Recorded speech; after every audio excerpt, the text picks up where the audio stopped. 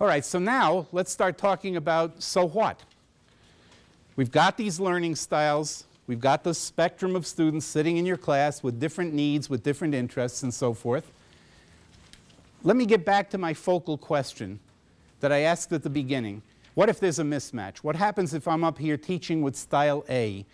Very intuitive, loading the abstractions and the theories and the symbols, totally verbal, not a visual to be seen in my class. Students are totally passive. I'm doing all of the work, all of the activity, and everything is sequential, step by step by step, no big picture.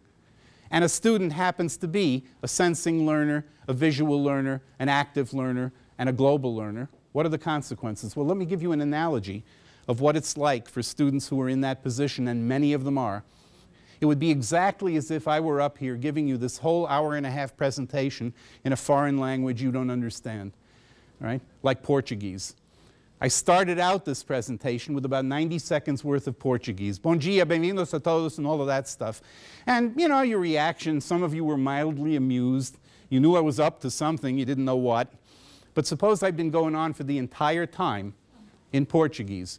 Those of you who are amused, the amusement would fade rather quickly, and you would be in the position of a student who's being taught in a mismatched teaching style to his or her learning styles. And the reactions are predictable. You'd get bored, all right? Your attention would wander. You'd start doing homework from other classes, or playing with your iPod, or reading, or sleeping in class instead of paying attention to me. You might get disruptive in class if that's your inclination. You might stop coming to class altogether, and many do, because why bother coming? It's in Portuguese, all right? And your grades would look really bad because the information you need to do well on the exams is coming at you in a foreign language you don't understand. I work with students with disabilities, so the students that are on the spectrum of autism, that is reading at them, or kids with ADHD. That's them. It really, you look at them and they're just like, yeah, way over. Right, because you're speaking Portuguese to them. That's exactly right. You might as well be speaking Portuguese because they're not getting what you're saying, all right? My evaluations at the end of the semester are not going to look too good, all right, if I'm lecturing in Portuguese.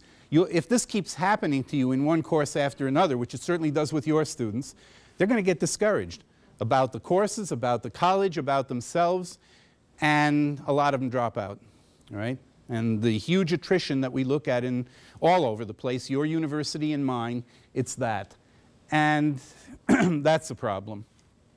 It's also not a lot of fun for us. As all of you know from experience, when teaching is not working well, it's not a lot of fun. We know what's happening. We can see the glazed eyes in our classes, the people not paying attention, not even bothering to come to class, all right? And it doesn't feel good. And faculty in this situation tend to go in one of two directions. Some of it turn it against the students. And so you have these common conversations in the faculty lounge about the lousy quality of today's students. You know, they're apathetic, they're unmotivated, they're lazy, they're Generation X or Y or Z or whatever they are. And it's not that there is no truth to those accusations. We certainly do have our share of unmotivated and apathetic students out there. The point, though, is that our complaining about it doesn't really do any good. Because whether we like it or not, and whether we like them or not, they're who we've got. We cannot write off an entire generation of students and hope for better from the next generation. If we're going to be producing doctors and lawyers and engineers and scientists and accountants and economists in the next 10 years, it's going to have to come from this generation, right? And other faculty in that position turn it against themselves. And so you go through internal dialogues like, boy, this isn't working. I'm putting in 40, 50, 60, 70 hours a week trying to make this stuff comprehensible to these people, and it's not working. They're not getting it. You know, maybe I'm in the wrong profession. And relatively few faculty members go so far with that as to quit and go out and find another line of work. Some do, most don't, but an unfortunate number of them bang their heads against this concrete wall for a couple of years and then give up, burn out, and just go through the motions thereafter, recycling the old lecture notes year after year. That obviously doesn't help anybody either. And then most tragically, we lose a lot of really valuable talent. The visual learners and the active learners, who are most of our students, forced to sit hour after hour, year after year, in a classroom, being deluged with verbal information and having to sit there passively and absorb it, a lot of them can't handle it. The sensing learners, concrete, practical, real world, painstaking, careful.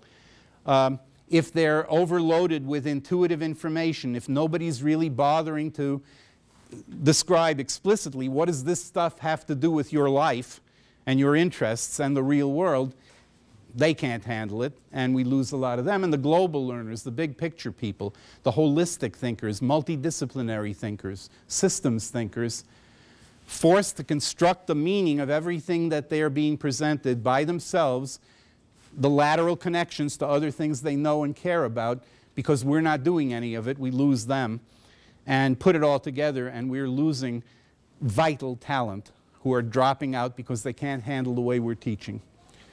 So, what's the object of the game? Object of the game is balance. That's where this whole thing goes. We need to function on both sides of each of these fences. I'm a faculty member at a research institution. I spend a lot of my time, where I did before I retired, on research, writing proposals, coming up with ideas. Where can we go? What kind of creativity can I exert? I'm wearing my intuitive hat when I do that. But I also have to worry about budgets and making sure that the experimental system is set up exactly right and I replicate my numbers. That's what sensors do. I need to be both. And I can take any area of human endeavor and say why our students need to be both sensing and intuiting, visual and verbal, active and reflective, sequential and global. If I only teach in somebody's less preferred mode in terms of learning styles, you can think of it as a balance pan with the weights and the balances reflecting skills. The students come in weak in both categories. Hardly anything in sensing, hardly anything in intuitives. This is an intuitive student that I've shown, though. Slight preference for intuition, but not particularly good at either. And if I only teach them in their less preferred modes, they're going to be so uncomfortable that they won't be able to learn, and that's how they're going to leave here too. On the other hand, what if I say, I'm going to take this student and I'm going to teach him or her just the way they prefer, exactly that way. What will then happen is that student, first of all, will be very happy. They're going to love me. I'm going to get great evaluations. All right? And they'll build up their skills in the things that they prefer because that's what I'm practicing, that's what I'm exercising. But they're going to leave with no more skills in their less preferred dimension than they came in with because I'm not pushing them into that area. I'm not forcing them to practice and grow in that area. And so the goal is balance. Part of the time teach to the sensors, part of the time teach to the intuitors. So they're not getting only what they don't prefer, which leaves them with too uncomfortable to learn, but part of the time they're being pushed into these areas that they would be perfectly willing to avoid if they could, and building up their skills in those areas.